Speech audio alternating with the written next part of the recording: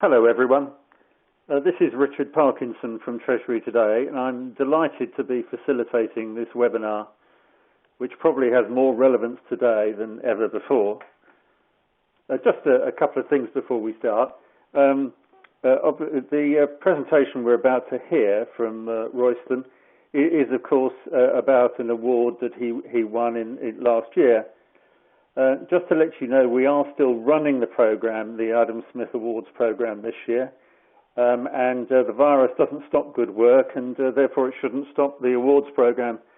So if there is something you can share with us, and so that we can all learn from what each other are doing, just to let you know that applications will be closing on the 12th of May. We already have a lot of good submissions, but it's not too late to submit your own. 12th of May is the date.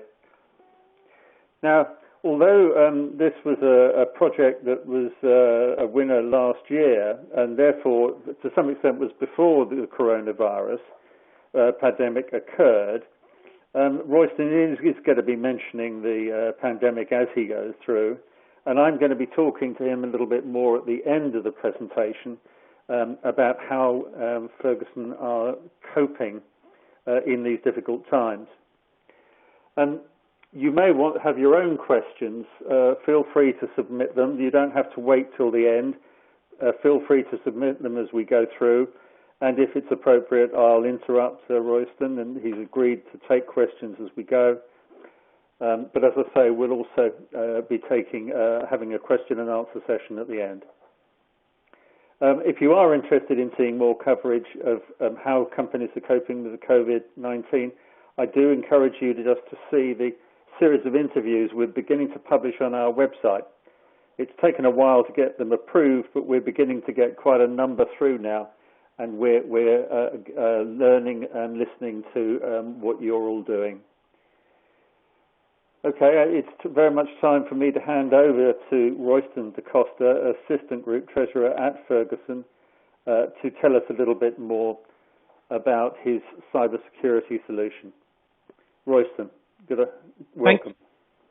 Thank you, Richard, and thank you, Treasury Today. Good afternoon, everyone, and thank you for making the time to attend this presentation. Let me say, first of all, I'm extremely grateful and honored to be invited by Treasury Today to make this presentation on keeping Treasury cyber secure, and it'd also be remiss of me not to take this opportunity to spare thought for those who may have a loved one that's been affected by the coronavirus. My admiration and gratitude go out to all those amazing people that work for the NHS and any service that is currently putting their lives at risk to save others. We'll skip through the next two slides as they're purely informative. And let me talk you through the agenda for this presentation. So I'll start off by giving you an overview of our group, Ferguson PLC, and the role I fulfill within that group. Describe our journey today, because I think it's quite important to describe how we got to where we got to when we won the award, and also to understand that this wasn't achieved overnight.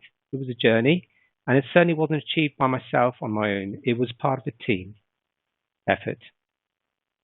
I think it's also key that we talk about the strategy, our technology strategy, and the 4 pillars that I use when we look at selecting and implementing a Treasury technology solution. We've got a few slides that go through our approach to cybercrime prevention and the action you can take. And finally, how you should respond to a cybercrime attack. So Ferguson is the world's leading specialist distributor of plumbing and heating products. At 31st July 2019, our turnover was just over $21.7 billion, and our trading profit was $1.6 billion. As you can see from the slide, our largest subsidiary is in the US, turning over $18.3 billion. We have 2,300 branches, 44,000 suppliers, 1 million customers, 33,000 employees, and 22,000 distribution centers globally.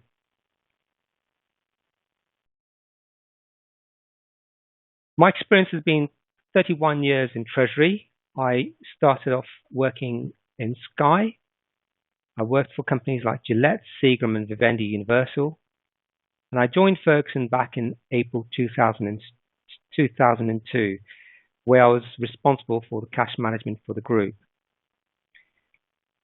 and pretty much managed that role through the economic crisis of 2008. So that was quite interesting, seeing the kind of comparisons between then and what we're going through now. And then I was put in charge of our Treasury technology strategy in 2010.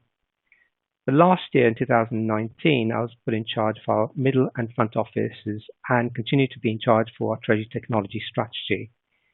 I'm also the focal point for the group business units internally, and externally I'm the main contact for our group relationship banks on all matters relating to cash management.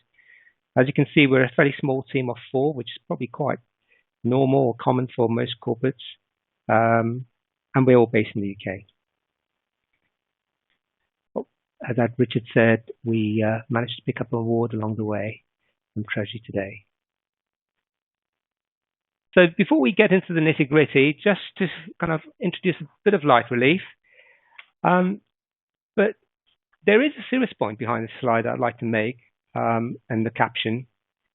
And the dash that says, if it's too good to be true, it probably is, I think has a lot behind that.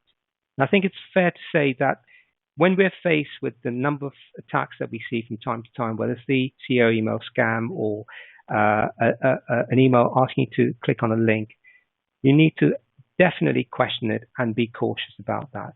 So certainly anyone asking you to click a link to update your bank details, I think we should know by now, is something that you should treat with great caution. And always second check or double check whether the source is genuine. Certainly we've seen, since we've been working from home in this particular time, a flurry of activity in various scams. I myself received one for a TV license. It looked very authentic. But of course, when you look behind and look through some of the sort of suggestions that are given by a number of the anti-cybercrime sites, you'll notice that it's not genuine. Unfortunately, these criminals have no morals, so they will look at anything that targets people's potential greed as well. But it's unfortunate there are refund scams, donation scams at the moment that are doing the rounds. So I would caution everyone and encourage everyone to be very, very careful in what you're interacting with on the email. So just sort of kind of set the tone by looking at these 3 cyber fraud laws. I mean, they're not particularly complicated here. It just states the obvious. There will always be cyber fraud. It's just a bit like crime, I guess. There will always be crime. And in terms of what cyber fraud is doing and what it will continue doing, it will continue to evolve. I'll read some statistics now just to give people and the listeners an idea of what is happening out there. So the report was published documenting the return on investment for a cyber criminal, which comes out at 1,425%, clearly demonstrating how lucrative the whole business is. And KPMG issued a report that said there are companies that actually offer a service, commonly described as CAAS instead of software as a service, but crime as a service. So these are companies that have employees and have payroll and all the sort of perks and benefits a normal company does, but they're obviously illegal or operating illegally. An average organization is reputed to spend 5 to 6% of their overall IT budget on IT security and risk management. But Gartner, the world's leading research and advisory company, claimed corporates should be spending between 4 and 7% of their IT budgets on IT security. Then to put some context into what I've just said, Bank of America and JP Morgan each spend around $500 million per year on cybersecurity. And of course, when you look at the largest companies in this world, like Microsoft, they fend off 7 trillion cyber threats per day. But of course, they also have a pretty sizable budget of $1 billion that they spend on cybersecurity to ensure that they can fend off these threats. I think it does make it clear that in terms of cybersecurity, there's no way of avoiding the the cost and the expense that you need to invest to ensure you're safe. And finally, the cyber fraud will always follow the path of least resistance. And really, here's another sort of cautionary note to say, the easier you make it for the cyber criminal, the more likely you'll be a target and ultimately, unfortunately, a victim. So some of my slides later on will talk about processes and how important it is to ensure you have robust and well-controlled processes.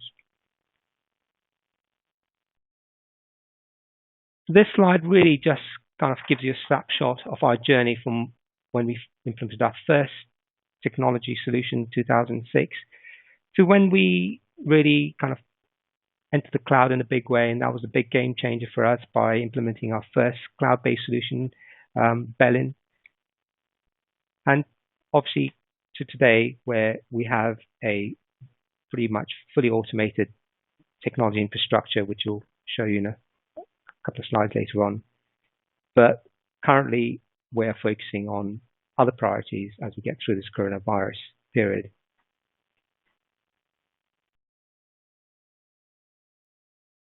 I think it's important that I talk to you about what we did before the cloud, because so much has changed for us since we've implemented a cloud-based solution. And we have essentially 15 Treasury technology solutions, of which 14 are cloud-based. And going through this slide, you can see before we had the cloud, there was a definite over-reliance on IT. Clearly, we had hosted solutions. So it was a big challenge trying to get sort of airtime with the IT department, for the simple reason that in a business like Ferguson, we have multiple branches, and some of the branches have up to 100 staff. So they would definitely take the priority from a business commercial perspective. But getting the point across so that when Treasury manage risk, and risk can be quite significant. So even though we may only have 4 or 5 users, we still need to be prioritized up there. But now with having the cloud-based solutions that we have, that reliance has gone down exponentially, but the reliance on IT has changed. So it's now more about automation. So we have SFTP processes, and it's also working with IT to implement and develop solutions that are going to add value to our operations. For example, I mentioned SFTP, email, absolutely. We still need to continue developing our emails system and how we exchange that, and for example, using Teams now to how we connect with each other. But also Adobe Sign or DocuSign applications are we've looked at, and clearly cybersecurity is very high on the agenda in terms of our IT department making sure that we're safe, but also myself talking to our CSO on a regular basis to ensure that we are keeping up to speed and he's up to speed with what we're trying to do in Treasury. The costs that we incurred before the cloud was obviously higher with the hardware we had to maintain, the fact there was more paper generated, also the regular testing that was required from regulatory purposes, internally as well as externally, and obviously the upgrades that were involved, which you need to go through. A lot of work, a lot of resource intensive, and we don't have that as much anymore. The agility of the framework we had then and the system we had were not as good as what we have now, purely because if you wanted to implement a change or implemented a process change or a new functionality, you had to go through a testing period, you had to document that test period, you had to document the results, so on and so forth, and all that takes time and expense. Of course, now with cloud-based solutions, a lot of this happens in the background with hardly any input from us as users, and it's so refreshing to be able to work in that environment. In fact, we had a major upgrade this week, and really there's been some excellent functionality introduced, but with hardly any requirement from us to do the testing or to actually configure the system. It's a plug-and-play solution, which is one of the reasons we selected it. We also don't have add-ins like Citrix, which we had to deal with in the past, and that took up a lot of our time, especially as a sort of potentially small customer to the vendor. We had very little leverage. Now I'm pleased to say the cloud-based solution providers that we use basically deal with third-party vendors on our behalf. So in this case, Bellin deal with Swift, 360T, Finastra, and again, it's a great relief and a great joy to know that we can focus on what we are meant to do, which is Treasury. And finally, the audit piece, which, as you know, or rightly so, has high visibility and focus on technology. And in the past, we used to have to go through numerous reports, but there's disaster recovery, looking at user profiles, and from an external perspective, making sure that all the banks and certainly in terms of our service met the requirements that they set.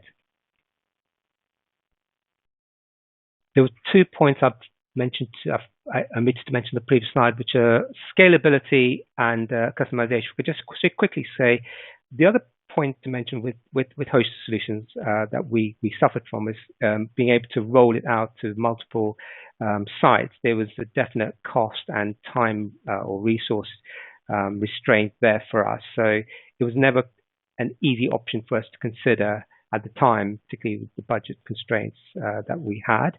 And certainly from a customization perspective, whenever we want to make a change, we always had to involve consultancy, which when you have a cloud-based solution, you'll probably realize that there's not really that opportunity or cost involved. So we get on to now our technology strategy and the 4 pillars I mentioned earlier. When we talk about visibility in terms of a Ferguson Treasury team, we're not talking about just cash visibility. I think that's quite important, and we certainly do have that. But we're talking about all our activity around the group and the risks. So when we implemented our solution, we were able to roll it out to the whole group pretty much on day one. But also the first thing we wanted them to do is to be able to report their bank accounts in the system, and because we joined SWIFT, we're able to do that now for pretty much, well, for 100% of our banks. And in terms of the guarantees and the FX and letters of credit, that's also now all in one place. So that's our kind of center point for making sure that everyone's compliant and then kind of making us aware of what they've got locally. Connectivity, without question, we wanted to make sure that the systems we have and systems we're looking to implement were able to connect to each other in a seamless, automated way, ideally, straight through processing. Plug and play, definitely the objective.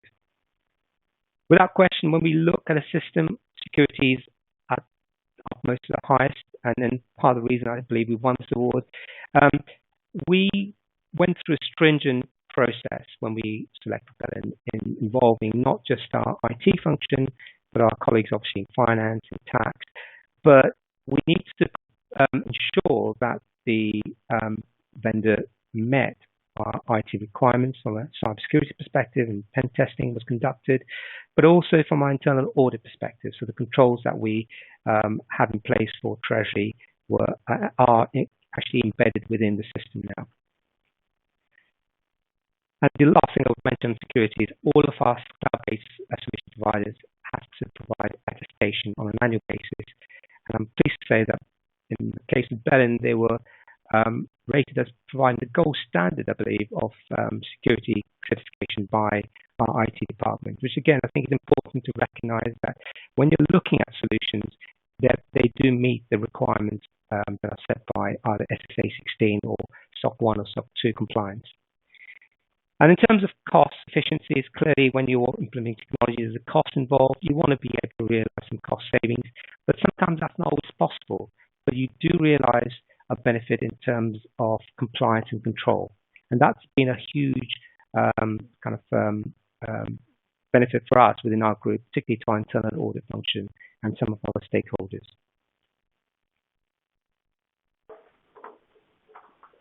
So this is our technology infrastructure at Ferguson Group Treasury. It's a busy slide, I get that, but it's important, I think, that everyone sees how we've interacted with all the different systems. And all I'd want to highlight to you is in the way that our typical day works, and hopefully most Treasury functions can relate to this. We have in the top right-hand corner a Refinitiv, which is owns a product called Datascope, which brings in market data. Royston, do excuse me just for 1 second. This is Richard. Yeah, sure. You're breaking up very slightly. I don't know whether there's any way you can move or sit in a slightly different position just so we get you a little bit more clearly. Thank you. Is this better? Yes, it is. Thank you. Okay, I'll just move. So in the top left-hand corner, we've got the market data which comes into Bellin in an automated way. Bloomberg, and it's interesting, in this current environment, brought out a disaster recovery solution to allow customers like us to have a terminal solution, so we haven't got the login way to access the information we need from their screen without actually having to log in at the office. And then we get our bank statements, our MT940s from BMG through Swift coming to Bellin, and we make fast payments using Bellin again. Swift lines like to go to BMG. 360 is our online dealing platform. Those deals come directly into Bellin, and the confirmations to Finastra go directly from Bellin. So effectively, you can see that Bellin is really the main engine room. It's our TMS solution clearly. And finally, just to cover off, we've got the regulatory requirement for EMIR, which is registered here on the top left-hand corner. That does it automatically. FDAR, which is the Federal Reserve Bank requirement in the US for our US subsidiary. And then we have the hedge accounting with Chatham Financial, top right-hand corner, which happens monthly. And that's a file that gets imported into Bellin every month.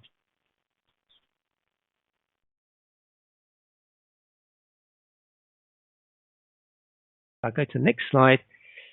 So we start with the slide talking about cybercrime preventative action.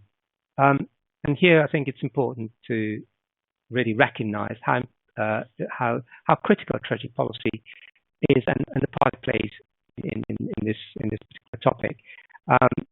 You obviously want to make sure that the policy is communicated to all the colleagues within the team and also within the group. And importantly, I think it's also key that you ensure that policy is complied with. Royston, I'm sorry to interrupt again.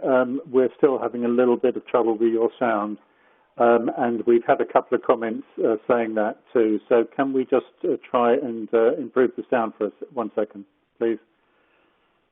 Is that any better? Yes, it is. Okay. I'm sorry to interrupt you and to have to have done that. Royston, I'll hand back over to you. Thank you very much. No problem, no problem. Okay, so I think it was at the Cybercrime Preventative Action, Treasury Policy and Processes and Controls, which I was talking about when we had to. And it's interesting that this has happened, obviously, as part of this whole coronavirus effect. Clearly, it's not foolproof in terms of working from home. But anyway, let's pick up where we left off. I was saying with the Treasury policy, I think that's actually vital that you ensure it's complied with around your group. And the way we do it within Ferguson is by getting our subsidiaries to sign off on a self-certification form at least once a year. So, it's on a regular basis. And in terms of the processes, again, can't emphasize how important it is that you formalize and communicate this to all personnel. You must have, I assume, a procedure guide for within your own team, but there's also procedures for how you probably execute FX and open bank accounts within the group. And that's, again, another part of this whole process that you need to make sure that process is not only communicated, but also reviewed, and use internal audit. Frankly, I find audit a great partner to some of the controls and processes we put in place, because we're looking to achieve the same thing. We want the company to be more secure, and we want us to work more efficiently as well. I think this area is particularly important as well in terms of joiners, movers and leavers. So I can't stress again there how important it is to communicate, especially when an authorizer leaves as a company, that Treasury certainly needs to act quickly in taking them off the bank mandates. And one solution is a single sign-on that's available for taking sort of users off the system immediately. But there can be some more sophisticated solutions that send letters off to the bank directly. But that's key, again, about communication. Segregation of duties or segregation of roles, again, quite important to ensure that you don't have the situation as they did with the CEO scam, where you kind of have one person who's able to input and approve the payment and send the payment. You want to make sure that one person doesn't have that responsibility, and also the weight of having to carry that risk. So you'll see in the slide shortly how we do it within Ferguson. And now the digital solutions that are available, it is possible to achieve that with limited numbers as well. I think it's important as well that you we perhaps underestimate when you talk about knowing your employee. And what I mean by this is understanding them and their challenges. It's been said, in cybercrime circles that a cybercriminal knows your employee better than sometimes the employer knows them themselves. That's because they take the time and the effort to understand what and how they operate.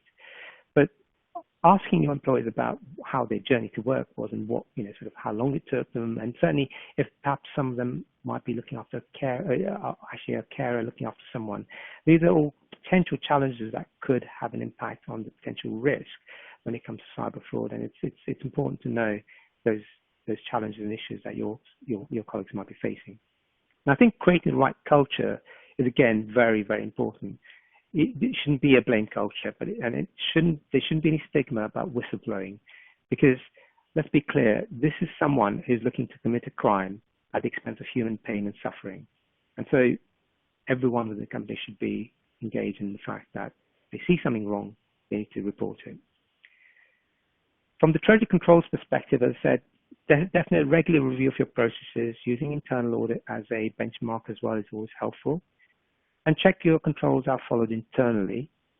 We have a process internally in Ferguson that does that, but also externally. So if your partners and your vendors happen to have access to your systems, you have to have a process to make sure that they can also validate the access that they have or the users they have accessing your systems. And that obviously would include bank mandates.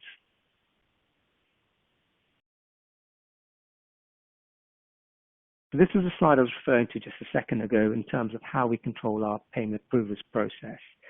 And you can see here we've got the different roles segregated by creator of payment templates, approver of payment templates. And that's all these groups can do. One can't do the other's role. And that then allows us within Treasury in a small team of 4 to then be able to execute a deal, approve the deal, provided it's not a deal that we've done, and then obviously get the payment initiated, but then get the approvers to approve the deal. So it gives us the flexibility and the ability to then process our payments in a very timely fashion and very flexible fashion. And of course, having a mobile app for me was another game changer, because that then allowed the flexibility, certainly for our group head of tax and treasury, who obviously travels and is in meetings off-site, to be able to approve of payment from his phone wherever he is in the world. The slide is really talking about IT really, but it's still worth bearing in mind. So from an IT perspective, you want to know that they have a plan for the possibility of cyber fraud incident, but it doesn't relinquish us from any responsibility, because within Treasury, if there was an IT or cyber fraud incident that hacked into our systems, into our company, you would need to know what you'd do, because if you can't access your PC or any of your technology, what's your process for doing that? Within Ferguson, because we're cloud-based, we would be able to work remotely. So that would be the initial reaction or step we would take. Understand what your data backup and disaster recovery plans in place. So if you have a hosted solution, that's absolutely vital that you know that if your servers were to fall over, is there a backup? Because that's where ransomware really gets its a lot of its sort of advantage, where you haven't got a backup and you're completely reliant on the criminal sort of holding you to ransom. But your IT department should have that information. But also be aware of your vendors. They should also have backups clearly for whatever data they store on your behalf. And have of course, a business continuity plan in terms of not just for your business as a whole, which again IT would probably control, but for your office, and then again within your office for your own function, your treasury function. This is an incredibly important area in my view, and when I first came across it, I was very pleased and impressed to see that Ferguson had this in place for our own security. And the reason I say that is because, as you can see in the slide, there's the fact that you're obviously needing to safeguard shareholder value, particularly in terms of the size of the company we are. You want to also be able to identify how big a risk this is for your company. And you need to identify what the top risks for your company and insure against them. And the examples there are like loss, damage, or distortion of own data, forensic costs, technical support to restore systems and data. The key in all of this, though, in my view, is be transparent with your insurers, because in the unfortunate event that you would be a victim and you had insurance, you would not want to go make a claim and find out, because you're not being fully transparent, you're not going to get covered. So I think it makes sense, not only from a perspective kind of for claim, but also from the perspective that you want best practice, you want to be protected. And insurance companies more and more nowadays are supporting their clients by ensuring they're given the right tools, and some of that involves mock testing and obviously looking at resilience testing as well. So you want to make sure you cover all the risks that you're concerned about, and also the underwriter has fully understood those risks. So our CISO, when he's engaged in that process every year, he has a direct conversation with the underwriter to ensure that they're aware of the sort of risks that we would be concerned about. And educating your colleagues, absolutely vital, because one of those, and that doesn't have to be done by word of mouth. It can be done in the form of training online, as we do within Ferguson, and ensuring that your employees recognize how they're meant to act in any situation when it comes to cyber attack. Have a crisis plan in place, rather, and I have a slide. The next slide will talk more on that. But also, this last point I think is important. Ensure you're up to date with the latest regulations. So, for example, in the US, OFAC is a US federal organization that monitors any payments made to blacklisted cryptocurrency bank accounts for ransomware. And this could solicit a fine, which is much more than ransom, as well as the corporate being added to the blacklist themselves. So it's definitely a caution that we need to pay heed to. Royston, this is Richard. Can I just ask you a question about that insurance slide? Doesn't the fact that you're insuring risk seems to imply that there is risk that you've recognised but are not addressing? Can you? But are not what? Sorry. Well, in a way, that there is a risk that you recognise, but you've chosen not to address it, and you've chosen to insure it. It may be that I'm not fully understanding the point, but shouldn't you actually be addressing the risk that you're trying to insure? Correct, but because obviously we have an insurance policy with an insurance company, and historically cyber fraud, cyber crimes never really featured very highly as part of that. Not many people knew what they were looking at. So when we're talking, and in this slide referring to specifically, is potential impact from a cyber attack. So you talk about any normal company and what they'd insure, as you'd expect them to insure, the employees' health and safety and all that good stuff. But when it comes to cybercrime, how do you quantify the potential value of that risk, and what within the organization is going to cause the worst damage in terms of risk to your company? So this is really meant to highlight the fact that it's a kind of sort of interactive exercise that we've been through and we go through on a regular basis with our insurers.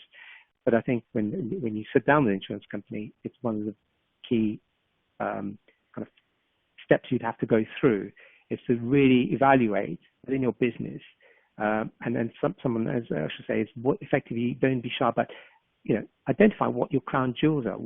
Some companies, it might be their data. But that's the kind of key behind this particular slide. Does that answer your question? Yes, so thank you.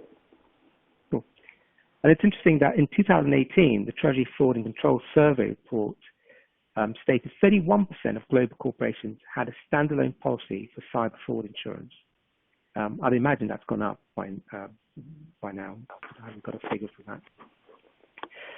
So when we look at the crisis response plan, this is where we're talking about having clearly defined responsibilities for Treasury staff, and staff generally run the company, run the group.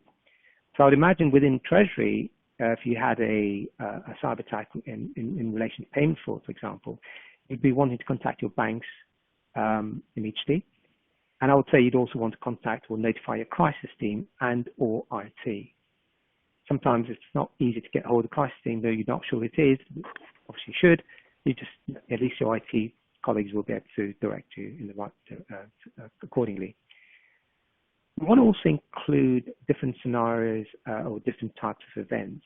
What I'm referring to here is, and again, this could be more an IT thing, but in cases of Treasury, you shouldn't, sort of not discount that there could be different types of attacks there as well. But from an IT perspective, you've got something that's quite commonly used recently, DDoS, distributed denial of service, where the hacker will bombard your service with the intention of crashing your systems. Obviously, ransomware is well publicized, and clearly payment fraud we've all heard of various examples of that within Treasury world. Then I said about defining who's responsible for each step of the plan. You want to, in terms of a company like ours, you've got corporate communications, you've got the group IT function, Treasury ourselves, COSEC. But within Treasury, you might have a front office, middle office, and back office, and you want to make sure that each of those teams know who's doing what and who's going to be contacting whom. For me, we had a question about which are all the departments involved in the crisis plan.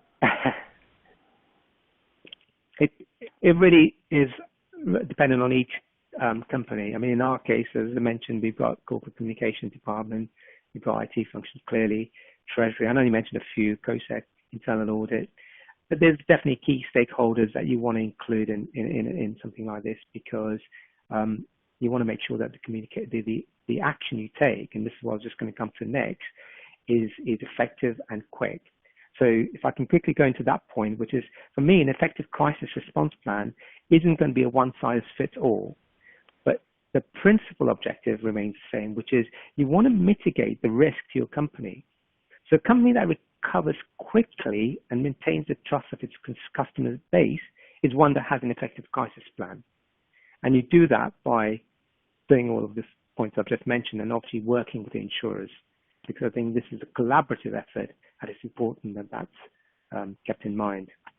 And the final point I would say is that Treasury should be represented in the crisis team, but clearly, sort of our remit's more around payment fraud perspective. We wouldn't expect us to get involved in something, let's say, around attack on our servers.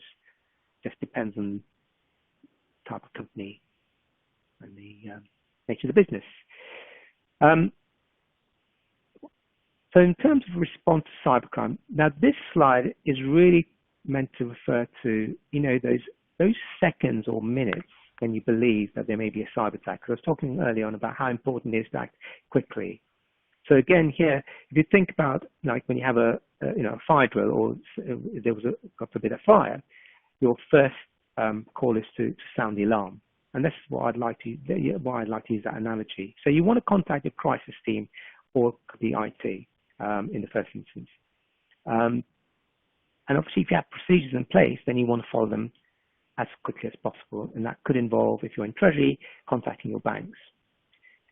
Recognizing that fraud is being perpetrated is actually vital, and as I say, speed is of the essence. But from there on, you need to let your crisis team handle all external and internal communications, in my view.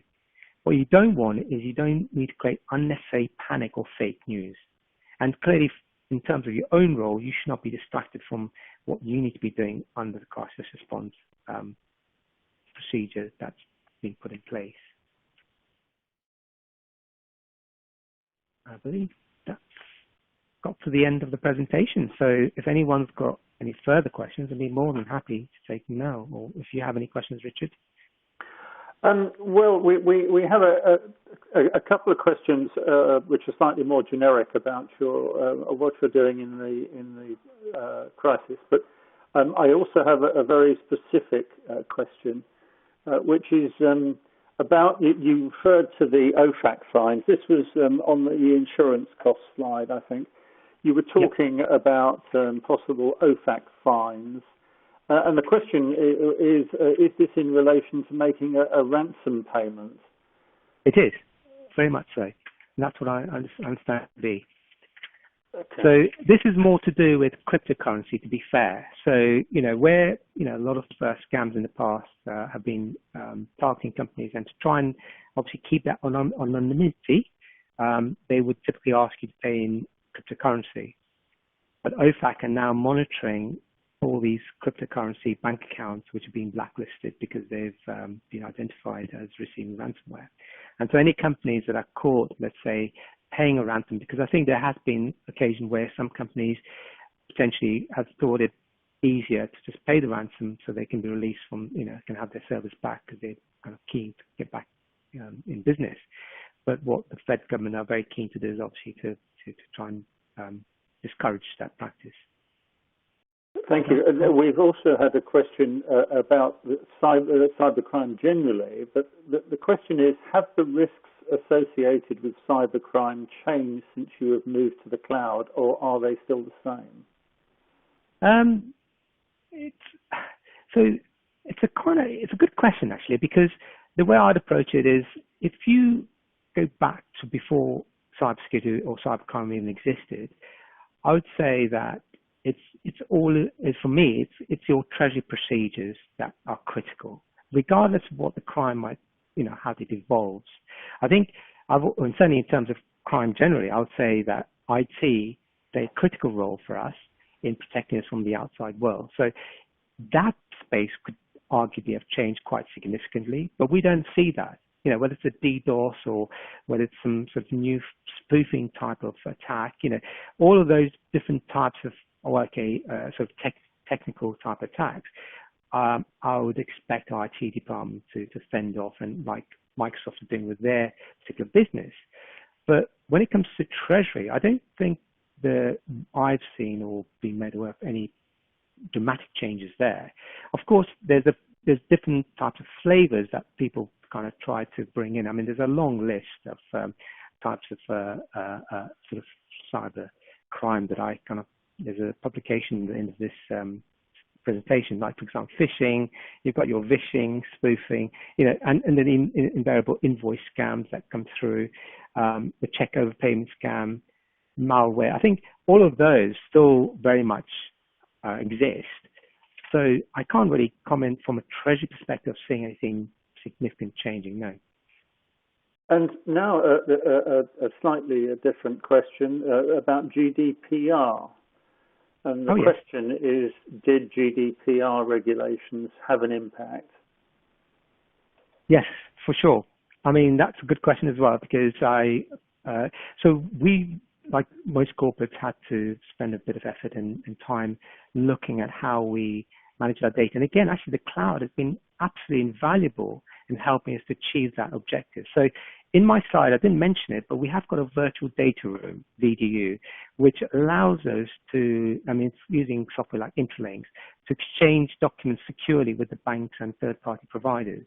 But it's also an area and so to answer the question, yes, GDPR had an impact on us. Yes, it made us less reliant. In fact, as I said, we're paperless, but also in terms of how we exchange information internally and externally, we're much more sensitive how we do that.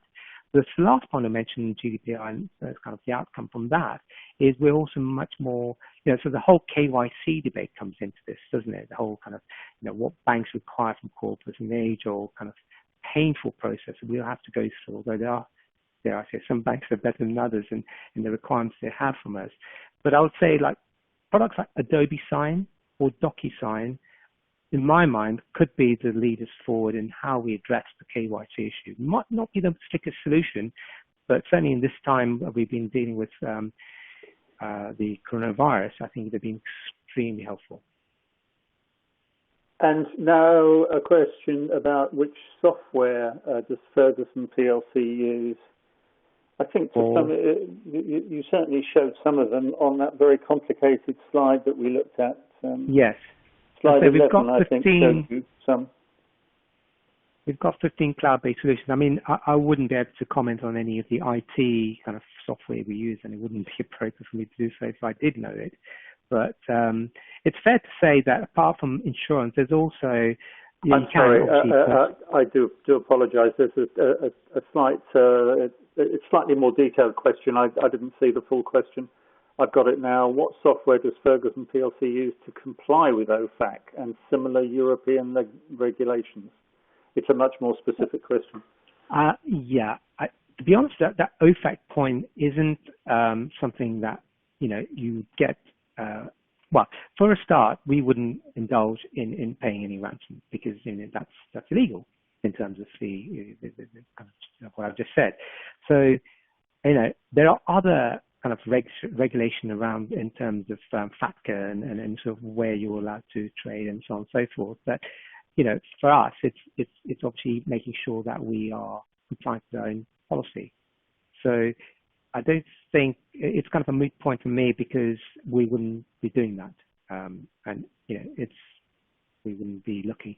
And maybe the other way to answer this question in terms of sort of what would make us get to that point? Well, the process for how we'd set up a beneficiary is quite controlled, as I've shown in that other slide earlier on.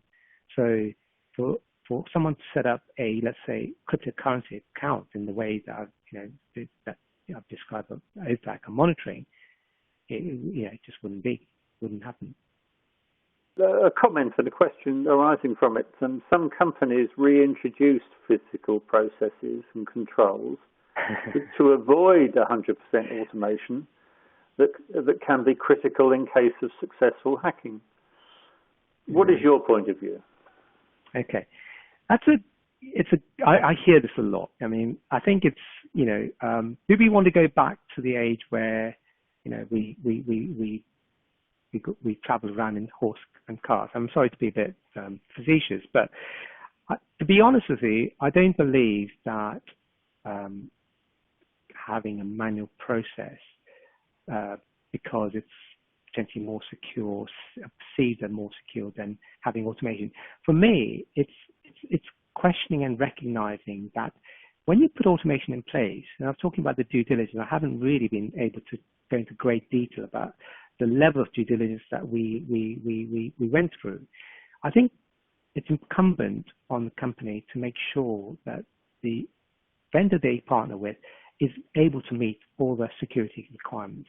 So once you've got that, and you've kind of got all the stakeholders confirming that they're comfortable with the level of security being offered, there shouldn't really be any risk for you to worry about. Now, if there is a hacking that occurs, it depends where the hacking takes place.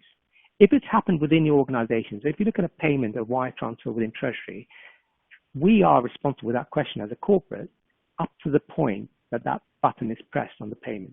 So if there's potential risk that or something happens before that point, then clearly we need to look at what controls we have in place, whether it's IT or Treasury. But once that payment's released into the banking world through either portal or through SWIFT or whatever, then it's clearly the bank's responsibility to ensure that you're covered from a liability perspective. So I think for me, it's not enough to say, oh, we're not going to use technology because there's a higher risk. I think it's more to the point is make sure you've got enough cover, and you can get consultancies and you've got companies out there that provide cybersecurity consultancy and support in getting the best solution in place. But I think the size of the price for automation is way too high to forsake it. Otherwise, companies like Microsoft and Amazon wouldn't be investing the amount of money they invest in the technology they've got. And a very specific question, what is the frequency of internal audits of the Ferguson PLC Treasury function? Let's say it's regular. I wouldn't say it's not every 6 months, clearly. No operation is necessary. But I don't think that's the point. I think the point we need to make is that we have a infrastructure in place where we have certain controls that are monitored and are tested on a regular basis. But in terms of internal audit, I think for me, we have a regular dialogue with them. So for me, it's not a sort of once every 5 years or once every 2 years. Clearly, it's definitely not that.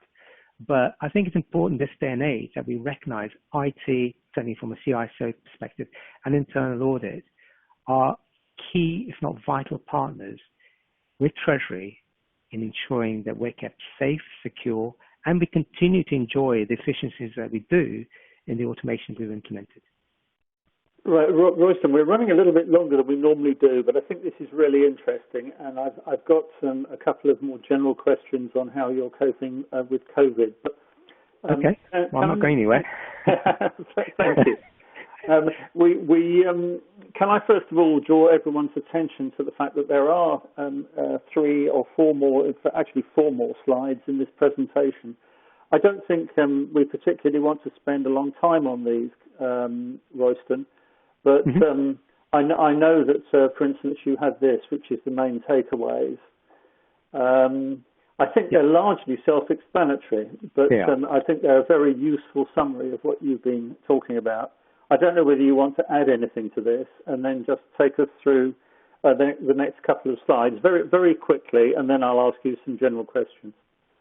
I mean, to be honest with you, that question you had about the manual processes is quite telling to me, because I am talking about processes, but not manual processes. I think for me, it's a question of your process and understanding where the kind of the weak points are, so you can address them. And I believe personally that, and professionally, that technology is the answer to those weaknesses, as we've done in Ferguson. So that's really the key point for me on this slide. I wasn't really planning to talk about the other slides, but just to share with the audience that you can go to any of these websites, and they're great websites for further resources. I mean, Cyberware and all these other government-backed agencies as well. So I don't need to talk much about this slide.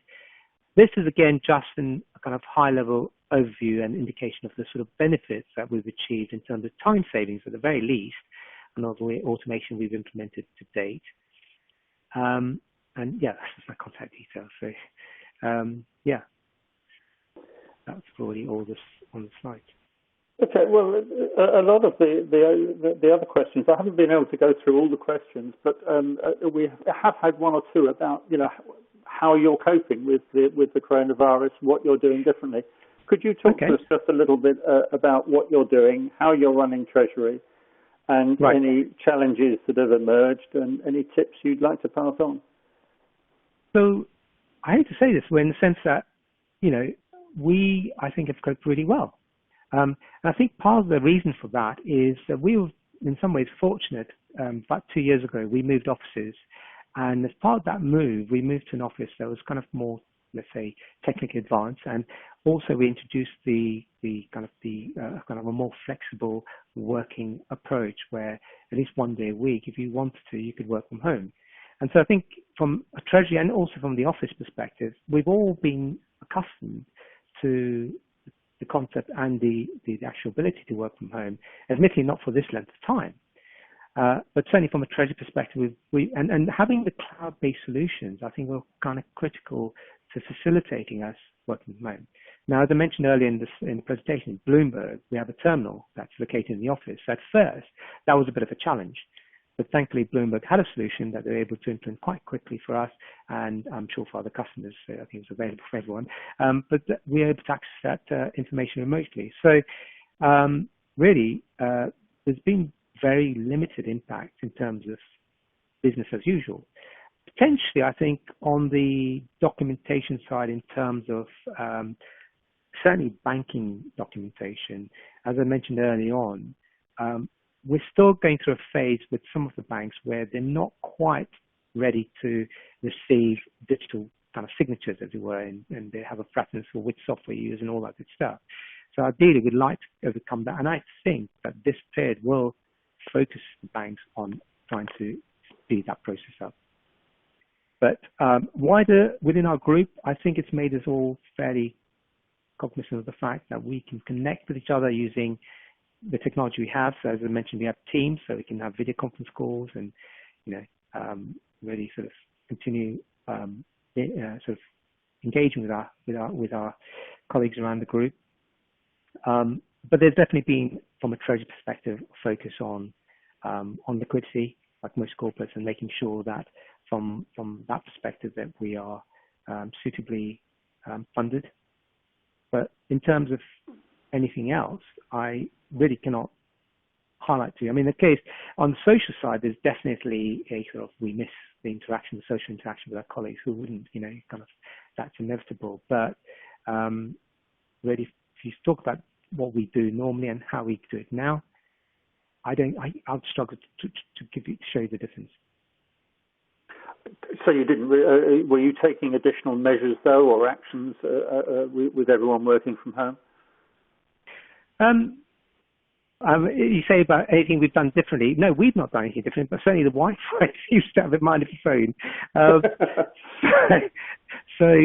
No, I mean, apart from the fact that obviously we need to make sure that we have regular communication, not just with our own line manager and our colleagues, but also with the office generally. So we have an update every so often from sort of person in charge of our office, and we're keeping each other as much as possible updated on what's happening and what needs to happen. In terms of our banks, we've not really had to change any the way we interact with them, because, as I say, the process we had previously still works, still secure, still managed as we should. So we're not having to change any of our controls in the way that we engage with our external parties, which is exactly what you want to hear when you're in a situation like this. Yes, absolutely. Well, I think that's a vindication of a lot of the strategy that you've been undertaking over the last, well, it's really 10 years at least. Yeah. Thank you, Royston. That's been fabulous. I know you're a very busy man, and you've taken time out of your day to talk to us and share some of your thoughts and observations in a most interesting webinar. Thank you. I enjoyed it. Barring the dropping line. Not at all. I think we've done very well in difficult times. Thank you very much. And thank you, everyone, for attending. We look forward to carrying on bringing you as much information as we can. That's the end of this webinar. Thank you very much.